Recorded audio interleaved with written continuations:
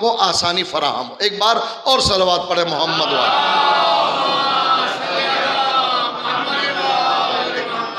میں نے ذکر کیا تھا سورہ توبہ کی ایک اور آیت ہے هو الذی ارسل رسولہ بالہدی ودین الحق لیظہرہ علی الدین کلہ. خدا وہ ہے کہ جس نے اپنے رسول کو اس لیے بھیجا ہے کہ دین برحق، دین مبین اسلام کو ادیان عالم پر غالب کرے. پیغمبر کے زمانے میں، مولا امیر المومنین کے زمانے میں، اصحاب کے زمانے میں کنجوسی نہ کرے، بات کیجئے، کوئی مسئلہ نہیں ہے. اور ائمہ کے زمانے میں اسلام بہت پھیلا ہے، بڑے لوگوں نے اسلام قبول کیا ہے، لیکن ادیان عالم پر کامل غلبہ کسی زمانے میں نظر نہیں آتا. اگر ایسا ہوتا تو مکے کی زندگی میں تو کوئی جنگ نہیں ہے، جہاد نہیں ہے، لیکن مدینے کی 10 سالہ زندگی میں کم از کم 80-82 معرکے ہیں. 80 اور 82 ایک اندازے کے مطابق ہر 2 مہینے بعد ایک جہاد میں مبتلا ہوتے تھے مسلمان. آخر سب غالب تھا دین، تو کیوں ایسا ہوا؟ ہاں ایک وقت ضرور آئے گا کہ جس میں شرق سے لے کر غرب تک، جنوب سے لے کر شمال تک صرف ایک کلمہ لا الہ الا اللہ کا غلبہ ہوگا، اور وہ حکومت قائم ہے آل محمد علیہ السلام.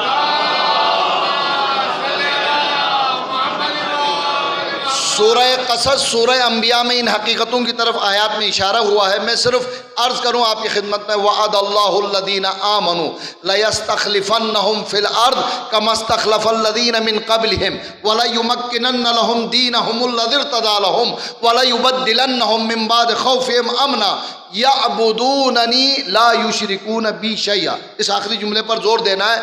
خدا کا وعدہ ہے کہ ان لوگوں کو جو روئے زمین پر مستضعف یعنی کمزور قرار دیا ہے. اچھا، مستضعف سے ہم نے بیچارہ، مفلس، بھیک مانگنے والا یہ مراد ہے، ایسا نہیں ہے.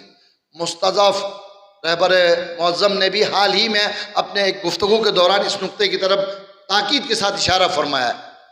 مستضعف انہیں کہتے ہیں کہ حکومت انہیں ملنی چاہیے، ظلم سے انہیں حکومت سے محروم کیا ہے.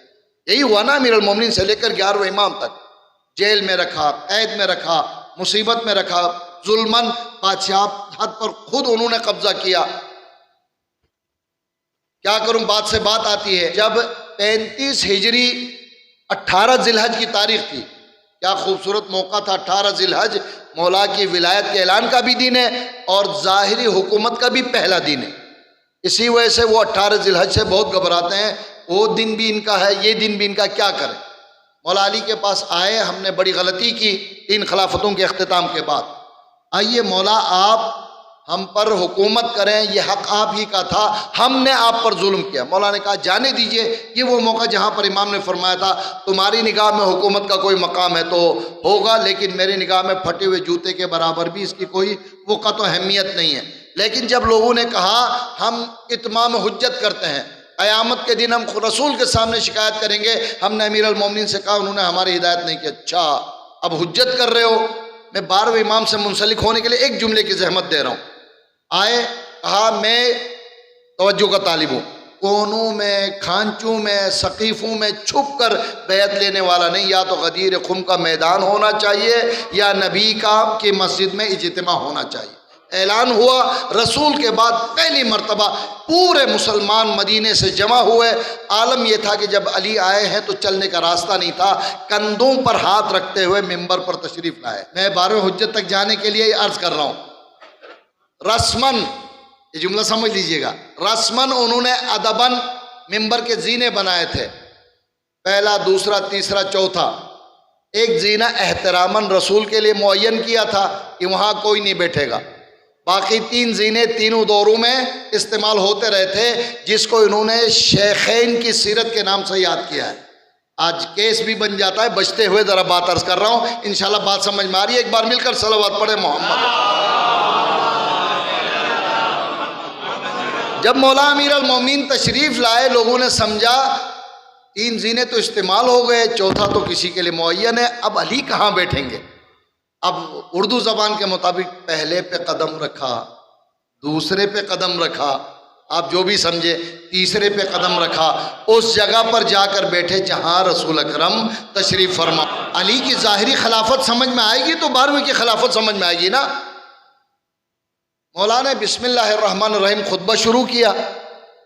اچھا، جن بزرگوں کو ہم آپ جانتے وہ تو ختم، ضمانت مر کے ختم ہو گئے، اب کچھ بزرگ پھر بھی موجود تھے۔ مولانا نے دیکھا ایک بزرگ صحابی پریشانی میں ہاتھ مل رہا ہے، یہ کیا ہوا؟ علی تو رسول کے مسند پر جا کر بیٹھ گئے۔ مولانا نے ایک مرتبہ جلال کے عالم میں خطبہ روک کر پوچھا، کیا معاملہ ہے؟ پریشان کیوں ہو تم بھی اور لوگ بھی؟ یا امیر المومنین، شیخین کی سیرت یہاں پر تھی، آپ تو یہاں تک پہنچ گئے۔ مولانا نے جلال کے عالم میں کہا، آپ اس لکڑی کی بات کر رہے ہو، اس کا کیا مقام ہے؟ میرے قدم وہ جو دوش رسول پر۔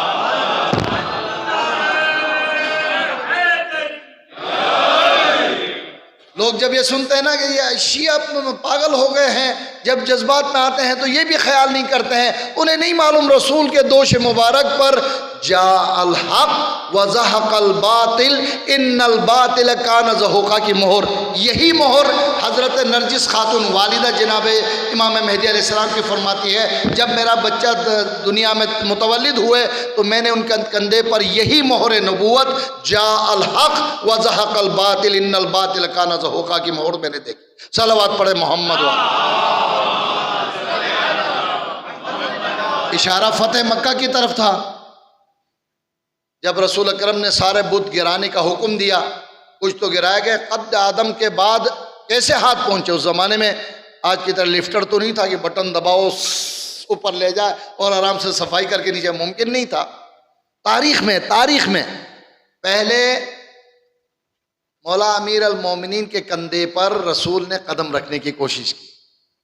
جتنا اسد اللہ الغالب کی قوت اور طاقت کے بارے میں میرا آپ کا ذہن تیار ہے، تمام تر طاقت کے باوجود رسول کی طاقت علی برداشت نہ کر سکتے۔ جبھی تو لا الہ الا اللہ کے بعد محمد رسول اللہ، پھر علی ولی اللہ کا نمبر آتا ہے۔ یا رسول اللہ یہ تو ممکن نہیں، بت بھی تو گرانے، بس ایک ہی طریقہ ہے، یا علی میرے کندھے پہ پاؤں رکھ اور بتوں کو گرانا شروع کر۔ 10 بار کی سنی ہوئی بات ہے، جب مولا علی بت گرا رہے تھے، رسول نے سوال کیا، کیف وجدت یا علی، یا علی کیسا پا رہے ہو؟ کہا بتوں کی بات کر رہے ہو، اگر حکم کرو آسمان کے ستارے اتار سکتا ہوں، اتنا بلند ہو گیا ہوں۔ اب بات سے بات نکلے گی، جیسے بتایا کہ میرے قدم تو دوش رسول پر گئے ہیں، آپ لکڑی کی وجہ سے پریشان ہو رہے ہیں، میں ہی تو اس مسند کا اہل ہوں، لہذا اس جگہ پر آ کر بیٹھ گیا ہوں۔ صلوات پڑھیں محمد۔